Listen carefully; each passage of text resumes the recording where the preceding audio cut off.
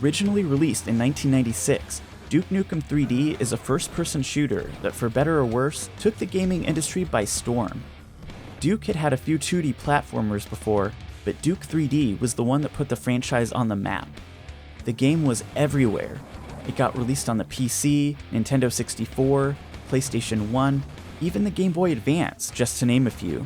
24 years later, it's now available on the Nintendo Switch. Duke Nukem 3D came out a couple years after Doom, which was the previous top dog in PC gaming. It ran on the Build engine, which was free from a lot of the limitations of the Doom engine. For example, unlike Doom, you could have floors that overlapped each other, which allowed map designers to make more realistic levels. I've always appreciated that some of the levels felt more like real environments as opposed to the futuristic space stations that you explore in Doom. There's even bathrooms with toilets you can flush. Much better. Why is there not a single bathroom in Doom? Where do the demons pee? These are the questions that keep me awake at night. If you're new to the game, you play as the titular character, Duke Nukem. One thing you'll notice right off the bat is his brash 90s attitude and catchphrases. Gonna rip him a new one. He's got a lot to say, but he's not exactly the Shakespeare of our time. In fact, most of it is really cringy. Here, let me give it a try. I'm Duke Nukem, and stealing quotes from 80s films is a substitute for a personality. He kind of overshadows the gameplay, and I think his edginess is a large part of why this game was so popular back in the 90s. For this and the 2016 release, they even got the original voice actor, John St. John, to record some new lines. The story begins when Duke crash lands on Earth in Los Angeles after fighting aliens on another planet, only to discover that Earth itself has been invaded. In fact, most of the humans on the planet are nowhere to be found, except for women who exist in the game only to be rescued by Duke. The Switch port is based on the 20th Anniversary World Tour Edition that was released on Steam, PS4, and Xbox One in 2016. Sadly, like the others, it doesn't offer split screen to play with your friends on the same console, although it does have online play for both co-op and competitive multiplayer. It also has local wireless if you have multiple Switches in the same room. I would have loved to have seen some AI bots in the game so I could play by myself. Unfortunately, that's not the case here. Don't have time to play with myself. It has a 5th episode that was brand new to the 2016 release, and it's made by the same level designers that created the originals.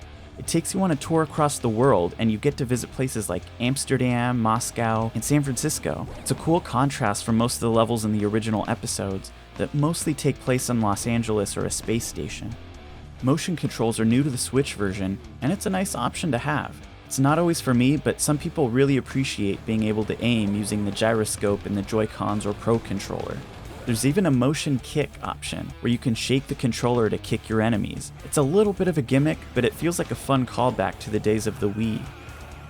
By the time the game originally came out in 1996, the gaming industry was on the tail end of using 2D sprites in 3D games like this, right before Quake would be setting the standard with fully 3D models. As a result, the graphics haven't aged super well. Still, they've touched up all the levels since the original, and you can swap between the original and remastered graphics at any time. And the art design still looks good, even if the textures are low quality by today's standards. I've always loved the look of the weapons and enemies, even if they're not quite as iconic as Doom. For the gameplay itself, if you've never played Duke before, it's about what you would expect from a first-person shooter from the mid-90s. You start on one end of the level, pushing forward, searching for keys to open doors, while killing aliens who are trying to stop you from doing so. The game can be extremely difficult. I don't remember it being this hard. Relentless waves of enemies come at you from all angles, and ammo is scarce in the beginning, so patience is a must if you want to get through the game. It seems to be random whether each enemy drops ammo for you or not, which is a terrible design choice today. You can also rewind the game whenever you die, which is a nice way to inch your way through the level if things get too hard.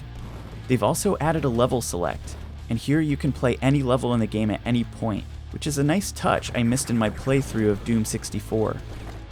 The outdated humor and unrelenting difficulty make it hard to recommend this to anyone new to the series. It hasn't aged as well as Doom or Doom 2, and I recommend picking those up instead if you haven't already. They've even added some free fan-made episodes that add a lot of value to the package.